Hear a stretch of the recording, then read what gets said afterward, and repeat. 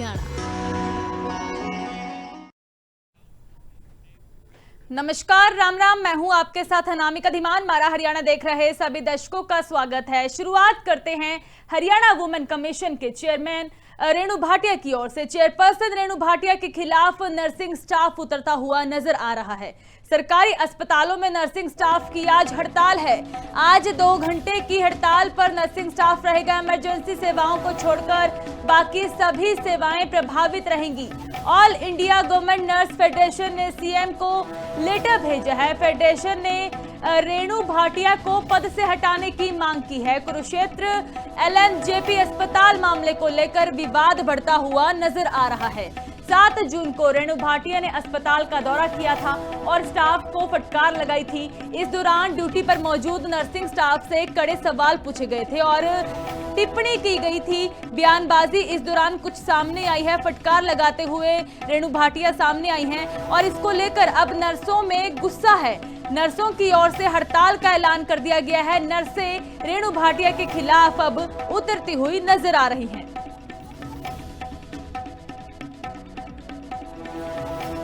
तो रेणु भाटिया के खिलाफ नर्सों की ओर से हड़ताल का ऐलान किया गया है। हमारे साथ प्रजन्य फोन लाइन पर जुड़ चुके हैं। प्रजन्य, पूरा मामला समझना चाहेंगे। नर्सों का अब क्या कुछ कहना है? हालांकि माफी की मांग की गई उनकी ओर से और कहा गया है कि पद से हटाया जाए। जी बिल्कुल, देखिए कुरुक्षेत्र में जो है एक बेहद ही निंदनीय और दिल दहलाने वाली जो है घटना सामने आई है। जिन डॉक्टरों को जो है भगवान का दर्जा दिया जाता है, उसकी में एक डॉक्टर के द्वारा जो है 15 साल की बच्ची के साथ जो है एक बारी नहीं कई बारी जो है रेप किया जाता है। और जब उस बच्ची को जो है ब्लीडिंग होती है तब उसको जो है इमरजेंसी महिला वार्ड में जो है शिफ्ट किया जाता है। तब जो जाकर जो इस बात का खुलासा होता है। आपको बता दें 29 मई की जो है घटना थी, जिसके बाद जो है डॉक्टर को 1 जून को जो है गिरफ्तार कर लिया जाता है। उसको जो है पॉक्सो एक्ट जो है उसके ऊपर लगा दिया जाता है। लेकिन उसमें जब महिला आयोग की एंट्री होती है, जब 7 जून को जो है महिला आयोग की चेयरपर्सन जो है रेणु भाटिया उस पीड़िता से जो है मिलने जाती है, उस बच्ची से मिलने जाती है, तब वहाँ की जो नर्सिंग स्टाफ है उनको भी जो है कहीं ना कहीं वो फटकार लगाती हुई नजर आती है। पीएमओ को बकायदा उन्होंने फटकार लगाई है कि अगर नर्सों को कहा गया कि तुम्हारी अगर 15 साल की बच्ची को मैं ऐसे छोड़ दूं डॉक्टर के साथ अकेला तो कैसा रहेगा। तो जो है इस बयान पर जो है नर्सिंग स्टाफ जो है कहीं ना कहीं एक गुस्सा जो है उनमें रोष है। बकायदा इसको लेकर जो है वो हड़ताल पर भी बैठी है। आज भी जो है 2 घंटे की जो है सांकेतिक हड़ताल उनके द्वारा की गई है और बकायदा सीएमओ को जो है मुख्यमंत्री के नाम ज्ञापन सौंपा गया है, जिसमें जो है रेणु भाटिया के जो है इस्तीफे की भी जो है मांग की गई है। और बकायदा उनके द्वारा कहा गया है रेणु भाटिया जो है सार्वजनिक तौर पर जो है वो लेकिन प्रजन्य, जो वीडियो वायरल हो रही है रेणु भाटिया की ओर से, हमने सुना कि उनकी ओर से फटकार लगाई गई है, लेकिन नर्सों का यह कहना था कि उनकी वहां पे ड्यूटी नहीं थी। कुछ वह भी बयान देते हुए नजर आई हैं अपनी सफाई के तौर पर। स्पष्टीकरण उनकी ओर से दिया गया। क्या मामला क्या है ये पूरा? जी बिल्कुल, देखिए रेणु भाटिया द्वारा जो है ये साफ तौर पर कहा गया कि जब एक डॉक्टर के पास जो ओपीडी में एक कली बच्ची को 15 साल की बच्ची को छोड़ना कहां तक जाया जाए, नर्सिंग स्टाफ कहां गायब था, एक भी नर्स जो है वहां पर मौजूद नहीं थी। ऐसे में 1 घंटे तक जो है वो जो आरोपी डॉक्टर है शैली, उसके पास क्यों 1 घंटे में जो है रेणु भाटिया ने नर्सिंग स्टाफ को जो है फटकार लगाई कि पूरा का पूरा स्टाफ कहां पर था, क्यों उसको बच्ची को अकेला छोड़ा गया। अगर तुम्हारी कोई बच्ची होती, तुम्हारी कोई बच्ची 15 साल की छोटी बच्ची हो अगर तुम्हारी होती, अगर उसको ऐसे कल्ला छोड़ दिया जाता तो तुम पर क्या बीतती। तो इस बयान को लेकर जो है नर्सिंग स्टाफ में कहीं गुस्सा है, क्योंकि वो कह रही है कि इस प्रकार की ये हमारी जो मानसिक भावनाओं को ठेस पहुंचा और हमारा इसमें कोई दोष नहीं था। प्रजन्य, रेणु भाटिया के लिए उनकी ओर से माफी की मांग की गई है और अब पद छोड़ने की बात कही जा रही है। सीएम सैनी को पत्र लिखा जाएगा, यह भी कहा जा रहा है नर्सों की ओर से। इस पूरे विवाद को लेकर, हड़ताल को लेकर, क्या रेणु भाटिया का कोई बयान सामने आया? जी बिल्कुल, देखिए सांकेतिक हड़ताल नर्सिंग स्टाफ द्वारा जो है वो कल भी की गई थी और आज भी 2 घंटे की जो सांकेतिक हड़ताल की गई है। मुख्यमंत्री को ज्ञापन भी सौंपा गया। बकायदा अगर बात की जाए रेणु भाटिया की, तो रेणु भाटिया का भी जो है बयान जो है सामने आया। उन्होंने मीडिया में साफ तौर पर कहा कि मैं अपने इस चीज के लिए तो माफी नहीं मांगूंगी और मैं बिल्कुल सही हूँ, मैं कतई जो है इस चीज के लिए माफी नहीं मांगूंगी और मैं खुद जो है नर्सिंग स्टाफ से बातचीत करूंगी। ठीक है प्रजन्य, बहुत बहुत धन्यवाद जानकारी देने के लिए।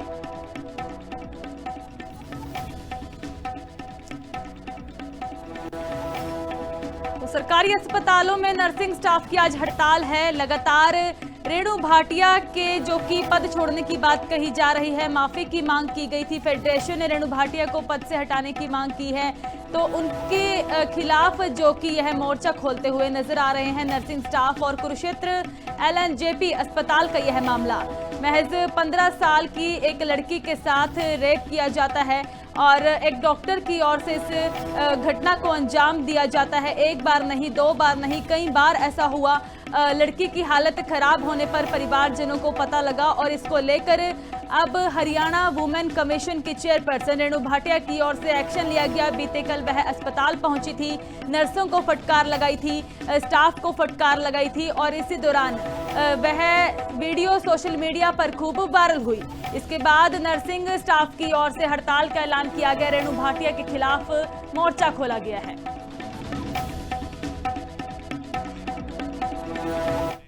हरियाणा के IDFC बैंक घोटाले में एक्शन लिया गया। बैंक घोटाले की जांच में बड़ा अपडेट सामने आया है। CBI ने 3 IAS अधिकारियों के ठिकानों पर जो कि छापेमारी की है। जांच के दायरे में प्रदीप कुमार, पंकज अग्रवाल और मोहम्मद शाहीन, तीनों अधिकारियों की संपत्तियों और आय का ब्यौरा सामने आया है। 2024 से 2026 के बीच किसी नई अचल संपत्ति की खरीद नहीं। 6 शहरों में जो कि छापेमारी की जा रही है। पंचकुला, गुरुग्राम, दिल्ली, मोहाली, धनबाद और चंडीगढ़ में संपत्तियां छापेमारी के समय अहम पदों पर तैनात थे सभी अधिकारी, क्योंकि अब इस पूरे मामले को लेकर गंभीरता से एक्शन लिया जा रहा है। CBI ने 3 IAS अधिकारियों को रडार पे लिया। इससे पहले भी कई अधिकारियों से पूछताछ की जा चुकी है, जांच की जा रही है। पंचकुला से तारा ठाकुर हमारे साथ फोन लाइन पर जुड़ चुके हैं। तारा, जानना चाहेंगे 3 और IAS अधिकारी CBI की रडार पर हैं, क्या है अपडेट?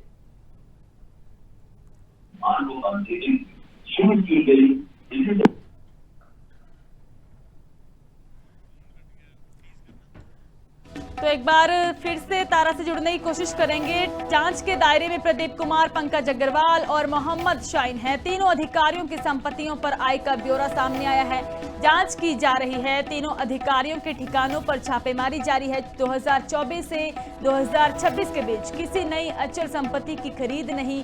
सरपंच सम्मेलन में जो कि यह जानकारी सामने आ रही है कि CBI ने 3 IAS अधिकारियों को रडार पर लिया है। पंचकुला, गुरुग्राम, दिल्ली, मोहाली, धनबाद और चंडीगढ़ में संपत्तियां हैं इनकी, जिस पर छापेमारी की जा रही है, जांच जारी है।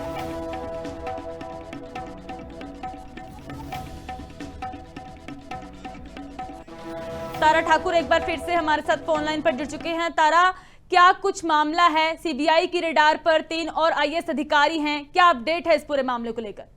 जी बिल्कुल, देखिए हरियाणा के विभिन्न विभागों के करीब 661 करोड़ रुपए के गबन मामले को लेकर जो है लगातार CBI के द्वारा जो है जांच पड़ताल की जा रही है।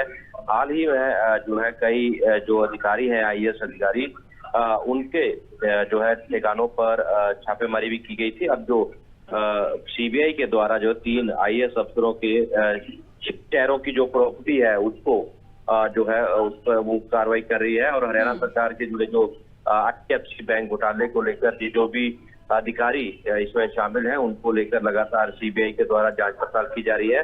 अब मैं 6 जून को जो है CBI के द्वारा कई IAS अधिकारियों के ठिकानों में छापेमारी की थी और मौके से कई दस्तावेज, इलेक्ट्रॉनिक गैजेट्स जो वो किए गए थे। तो अब जो अधिकारी हैं जो 2024 और 2026 के बीच इन्होंने कोई भी नई अचल संपत्ति जो नहीं खरीदी है, इसको लेकर भी जो है जांच की जा रही है।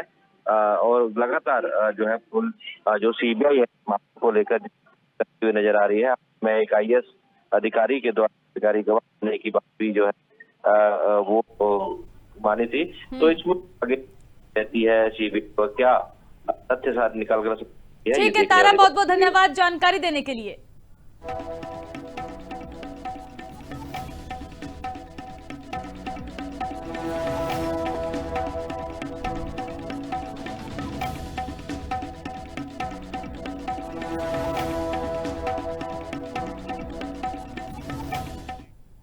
मुख्यमंत्री नायब सिंह सैनी की ओर से खुद सिरसा की कमान संभाली गई है। बरसात से पहले टूटी सड़कें, पाइपलाइन उनकी चिंता बनती हुई नजर आ रही है। जैसे कि आम लोग भी काफी परेशान हैं, तो आम लोगों को परेशानी में देखते हुए सीएम सैनी खुद परेशान नजर आ रहे हैं और उनकी ओर से खुद सिरसा की कमान संभाली गई। विकास कार्यों को लेकर लोगों में लगातार नाराजगी बढ़ रही है। बरसाती सीजन नजदीक आने के बावजूद जलभराव की आशंका है। जमीनी स्तर पर सुधार न दिखने की बात सामने आ रही है। पूर्व गृह मंत्री गोपाल कांडा ने भी कार्यों पर सवाल उठाए हैं। सीएम को पत्र लिखकर टेंडर प्रक्रिया पर आरोप लगाए हैं। ठेकेदार 25 से 30% कम रेट पर टेंडर ले रहे हैं। कम रेट के कारण निर्माण कार्यों की गुणवत्ता पर सवाल उठाए गए हैं, तो लोगों को काफी परेशानियों का सामना करना पड़ता है और सीएम को पत्र लिखकर खुद इस टेंडर प्रक्रिया पर सवाल उठाए गए। सीएम सैनी ने खुद यह कमान संभाली है। बरसात से पहले टूटी सड़कें, पाइपलाइन की चिंता बनी है।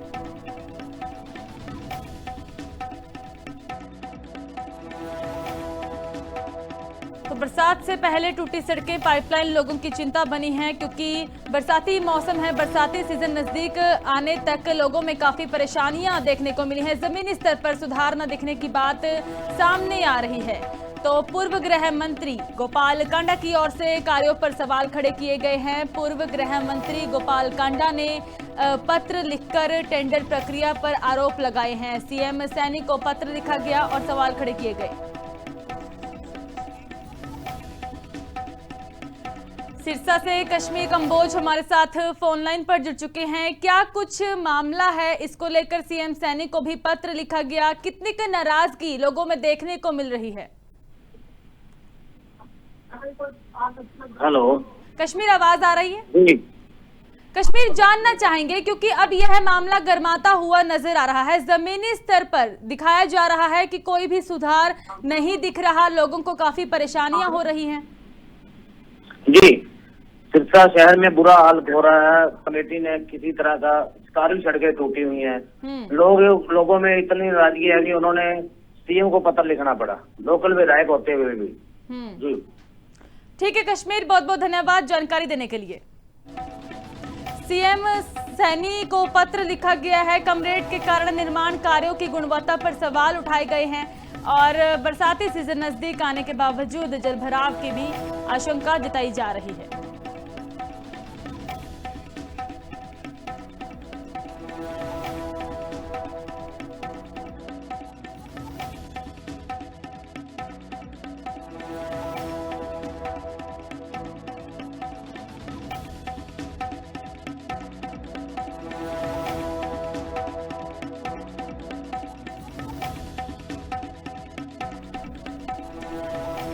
तो गोपाल कांडा की ओर से पत्र लिखा गया है। सीएम सैनी को कम रेट के कारण निर्माण कार्यों की गुणवत्ता पर सवाल उठाए हैं और इसी को लेकर सवाल खड़े किए गए हैं।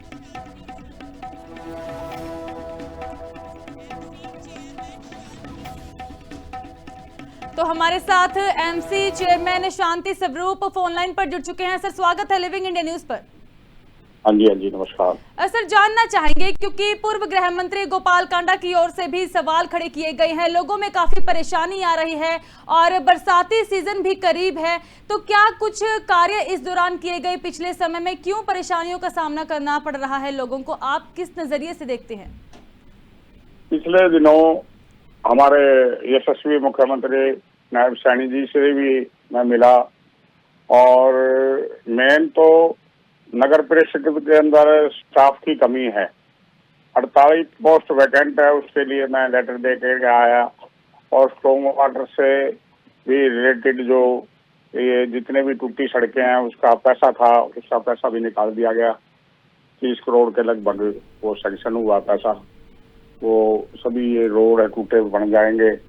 उसके अलावा शहर का सौंदर्यीकरण के बारे में जितने भी बड़े पार्क है उनमें फुहारा वगैरह लगवाने के लिए, चौकों का जो निर्माण बड़ी सौंदर्यीकरण करने के लिए, और ये जो 4-5 जो बड़े गेट है हमारे अलग अलग, हमारे जो जिस तरह साईनाथ जी के नाम से 13 सच्चा सौदा हम ये चौक ये गेट बनवाएंगे जी। तोरण द्वार लेकिन टाइप में। शांति जी, एक टेंडर प्रक्रिया पर भी यहाँ पर सवाल खड़े किए जा रहे हैं कि कम टेंडर लिए जाते हैं, कम रेट पर टेंडर लेकर, जो कि गुणवत्ता पर सवाल उठाए जाते हैं कि काम में कमी होती है, जिसके कारण काफी कमियां सामने आ जाती है समय रहते, और लंबे समय तक यह जी टेंडर की पॉलिसी सरकार की पॉलिसी है।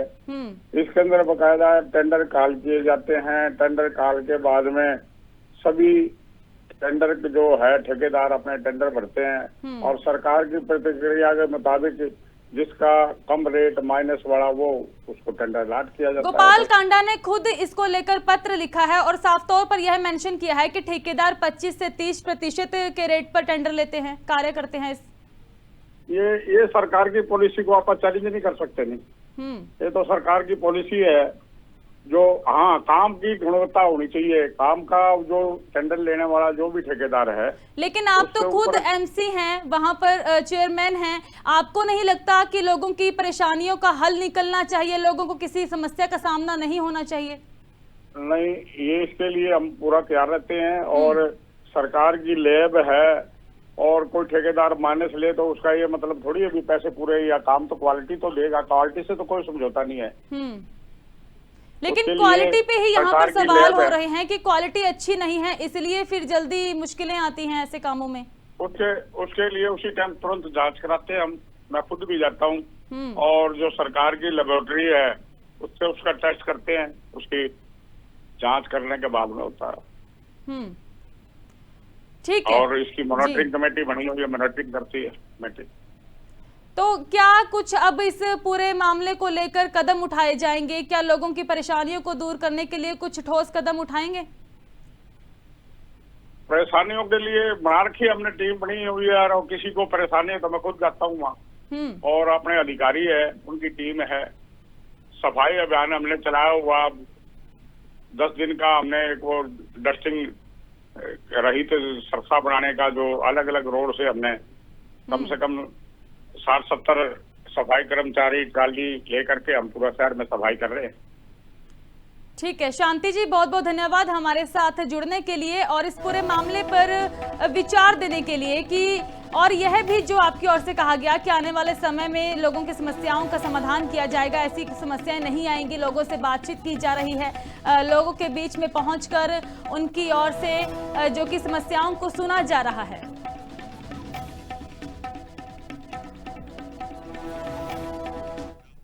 मुख्यमंत्री नायब सिंह सैनी आज पंचकुला दौरे पर रहेंगे। सरपंच सम्मेलन में शिरकत की जाएगी और इसी दौरान अंत्योदय योजनाओं के तहत लाभार्थियों को सौगात भी देंगे।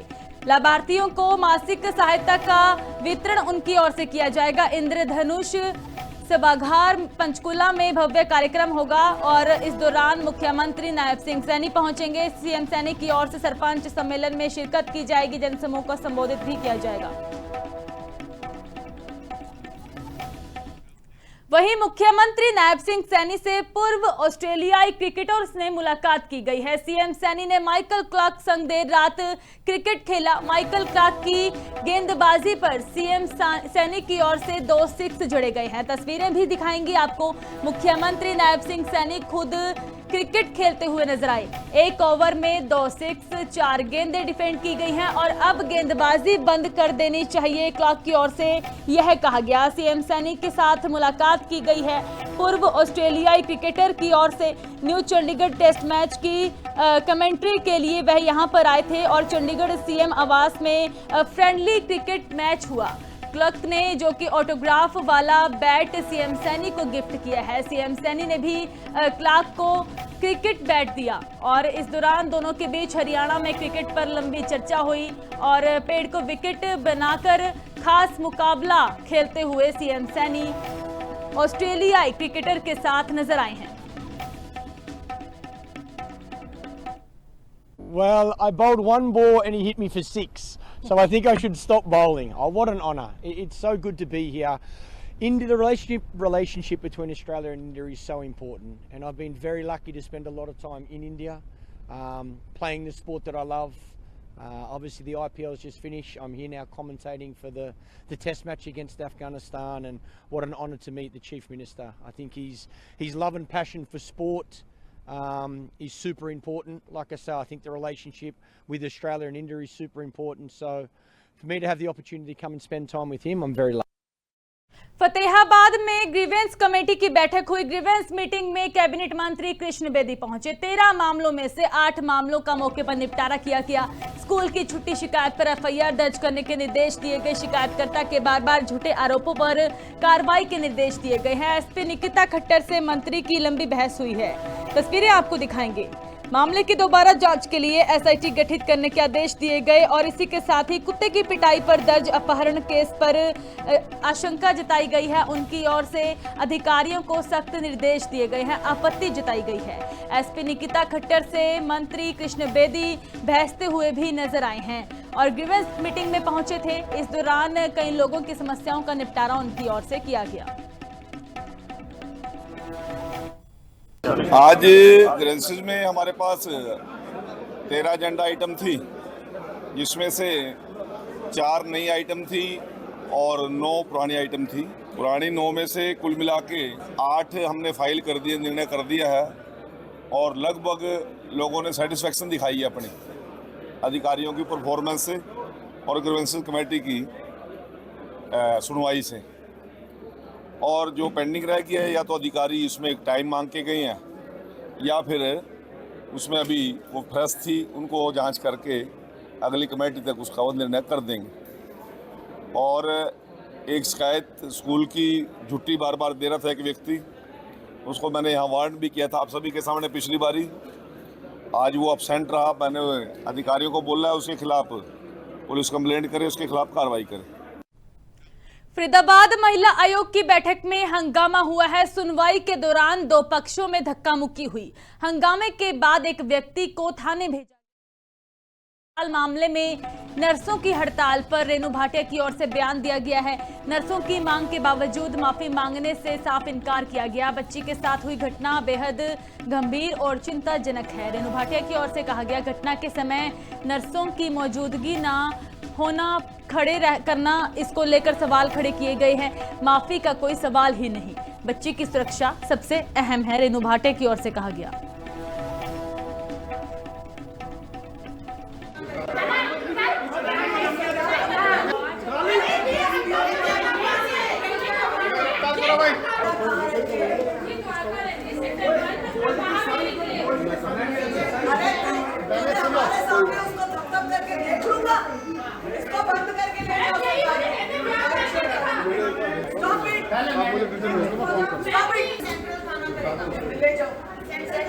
ड्रामा मचा रखा है यार तुम लोग, यार ना कानून देख रहे हो ना कुछ देख रहे हो। हमारे सामने ऐसे कर रहे हैं। कहाँ का है तू?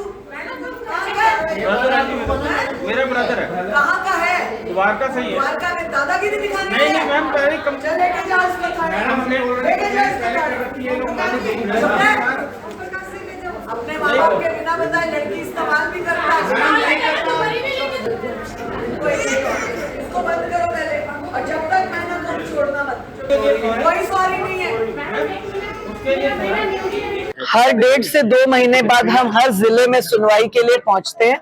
उसी संदर्भ में आज फरीदाबाद के 32 केसों की सुनवाई थी, जिसमें से 3-4 केसेस पति पत्नी का पैचअप हुआ, डिस्पोज हुए। मैं उनको बधाई देती हूँ, फ्यूचर अच्छे घर बसने की दुआएं और बधाई देती हूँ। इसी प्रकार 1-2 केसेस थे जो प्रॉपर्टी के थे, जो हम डील नहीं करते हैं, वो हमने सिविल कोर्ट में भेजे हैं कि वो कोर्ट में डील करें। इसके अतिरिक्त कुछ केसेस रिलेशनशिप के केसेस थे, जिनको हमने एक डेट और दी है ताकि हमें एक्यूरेट बात पता लग जाए। नूंह में पुलिस और गो तस्करों के बीच में मुठभेड़ हुई है। एक्सप्रेसवे पर नाकेबंदी के दौरान यह मुठभेड़ हुई और बताया जा रहा है कि आरोपी नाकेबंदी तोड़कर भाग रहे थे। पुलिस ने पीछा कर पुन्हाना क्षेत्र में घेरा। जवाबी कार्रवाई में एक तस्कर गोली लगने से घायल हुआ है। पुलिस पर फायरिंग के बाद जवाबी कार्रवाई शुरू हुई। एक अन्य गो तस्कर मौके से फरार होने में सफल रहा। कार्रवाई में 5 गोवंश बरामद किए गए। बाड़ी कोठी के पास पुन्हाना सीआईए की बड़ी कार्रवाई। फरार आरोपी की तलाश में पुलिस की ओर से छापेमारी जारी है।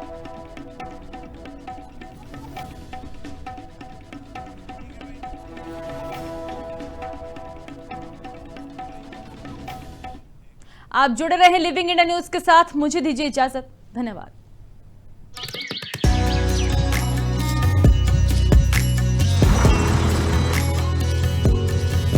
हमारा हरियाणा।